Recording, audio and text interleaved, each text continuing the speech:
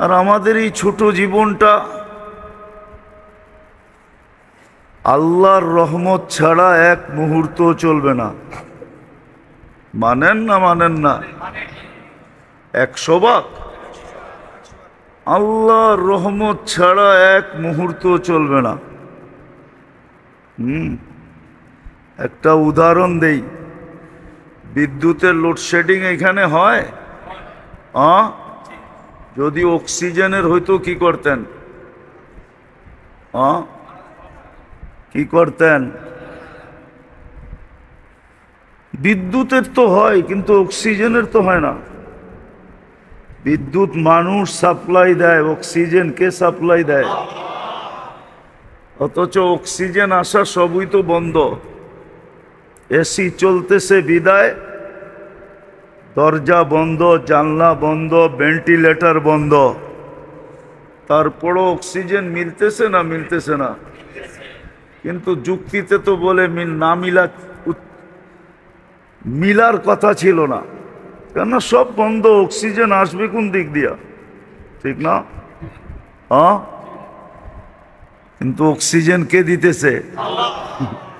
এই জন্য এক শ্বাসও চলবে না আল্লাহর রহমত ছাড়া। এটাই কোরআনে আল্লাহ ইঙ্গিত দিছেন, আনতুমুল ফুকারা। পায়া ভুলা যেও না, পায়া পায়া, কেননা তোমরা শ্বাসে শ্বাসে আমার মোহতাজ। আমরা কদমে কদমে শ্বাসে শ্বাসে আল্লাহর মোহতাজ। আর আল্লাহর মোহতাজ আমরা মুখাপেক্ষী। মুখাপেক্ষিতা পূরণ হবে কি দিয়া? ওটাই বুঝাইছেন, আল্লাহর রহমত দিয়া মুখাপেক্ষিতা পূরণ হবে। আল্লাহর রহমত যদি আমাদের সাথে না থাকে, তাইলে আপনি এক শ্বাস নিতে পারবেন না। মানুষের ভিতরে শ্বাস নেওয়ার, এক শ্বাস নেওয়ার ক্ষমতাও হবে না। স্বাভাবিক শ্বাস নেওয়া যে কত দাম, এটা কখনো চিন্তা করছেন? উদাহরণ দিয়ে বুঝাবো। 2020-এ বাংলাদেশের সবচেয়ে বড় শিল্পপতি, প্রথম সারির শিল্পপতিদের একজন মারা গেছেন। সে ডাক্তারের টিমকে বলছিল যে আমাকে স্বাভাবিক শ্বাস নিতে দাও, আমি আমার এন্টার কোম্পানি, পুরা কোম্পানি তোমাদের নামে লেখা দিব।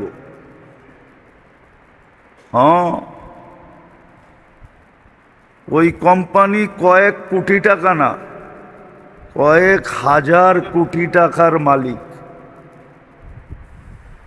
উনি আমাদেরকে বুঝায়া গেছেন যে স্বাভাবিক শ্বাস নেওয়া কিন্তু আমার কোম্পানির চেয়েও দামি।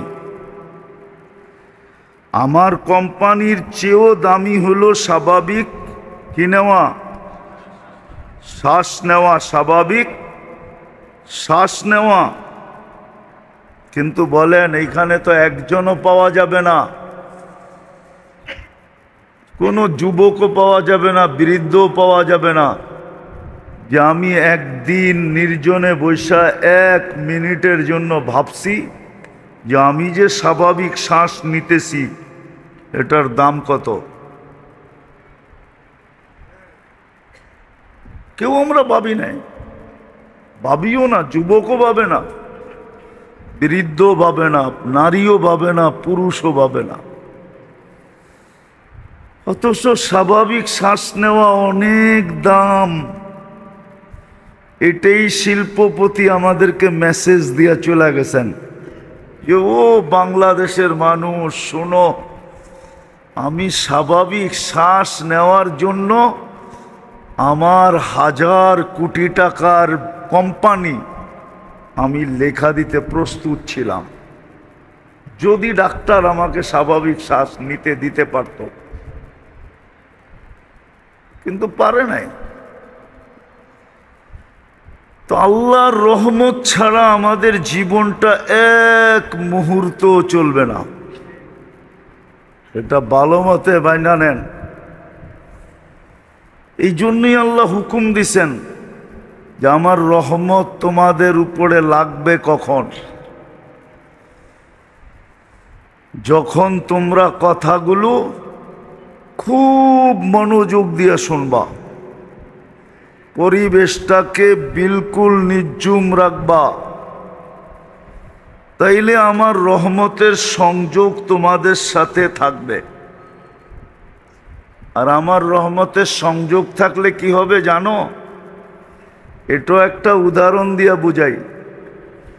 পরশ পাথর লোহায় লাগলে যেরকম লোহা সোনা হয়, আল্লাহর রহমতের ছোঁয়া যার সাথে থাকে, সংযোগ যার সাথে থাকে, সেই মানুষটাও সোনা হয়। দুনিয়ার সোনা মানুষ কাগজ দিয়া কিনে। কি দিয়া?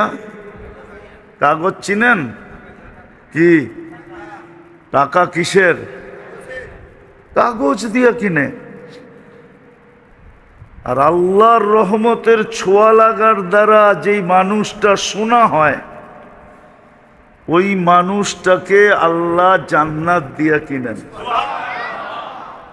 এই জন্য কোরআন ইঙ্গিত দিছেন, ইঙ্গিত,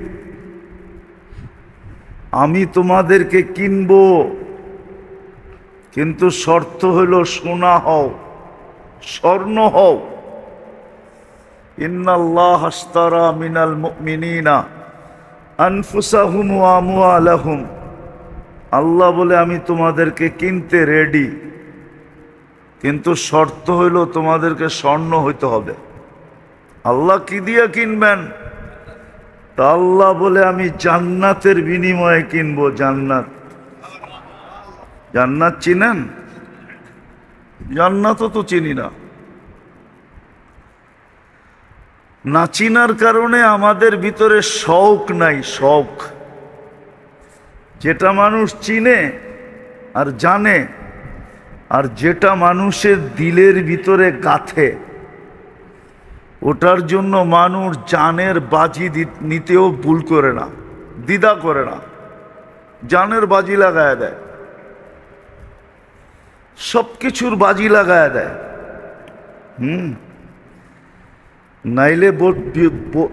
নাইলে বিষের বোতল কেন পান করে? নাই এই এলাকায় বহু যুবক পাওয়া যাবে বিষের বোতল পান করে ফেলছে, ঠিক না? বহু যুবতী পাওয়া যাবে ওড়নায় গলায় ওড়না পেঁচায় ঝুলা গেছে, কেননা দিলে গাইথা গেছে। আজকে জান্নাত চিনিও না, জানিও না, দিলে গাথেও নাই।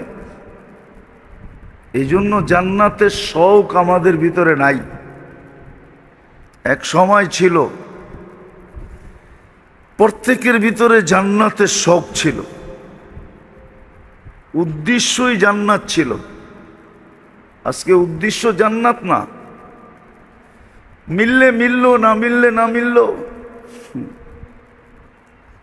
চাওয়ার ভঙ্গিতেই বোঝা যায় জান্নাত উদ্দেশ্য না। চাওয়ার একটা ভঙ্গি আছে না, খানদানি ভিক্ষুক দেখলেই বোঝা যায়। খানদানি ভিক্ষুক বুঝেন? খানদানি ভিক্ষুকের আলামত কয়টা জানেন? নিদর্শন চারটা। কয়টা? কয়টা? সবার কাছে চাবে, ওর মতো ভিক্ষুক দেখলে ওর কাছে চাবে না, বাকি সবার কাছে হাত পাতবে। সত্য তো? দ্বিতীয়, সব জিনিস চাবে। এখন তো আর বিড়ি মিড়ি নাই। ছোটবেলা দেখতাম সিগারেট পর্যন্ত চাইতো যে শেষ টানটা আমারে দিয়েন। বয়স্করা বুঝবো আমার কথা। কি বলতো? শেষ টানটা ফালায়া দিয়েন না, শেষমেশ টানটা আমি দিয়া দেই। তো বিড়ি পর্যন্ত চাইতো, সব জিনিস চাবে। তৃতীয় তৃতীয় তৃতীয় সব সময় চাবে, ওর জন্য কোনো সময় টময় নাই। এই জন্য স্টেশনে গেলে দেখবেন সারা রাত্র ভিক্ষুক পাবেন। যান সাইদাবাদ, যান মহাকালী, যান কমলাপুর, যান সদরঘাট, সারা রাত্র ভিক্ষুক পাবেন, সব সময় চাবে। আর চতুর্থ হইল সর্ব অবস্থায় চাবে, সুস্থ থাকলেও চাবে, অসুস্থ হইলে তো আরো ভালো, অসুস্থ অবস্থায়ও চাবে।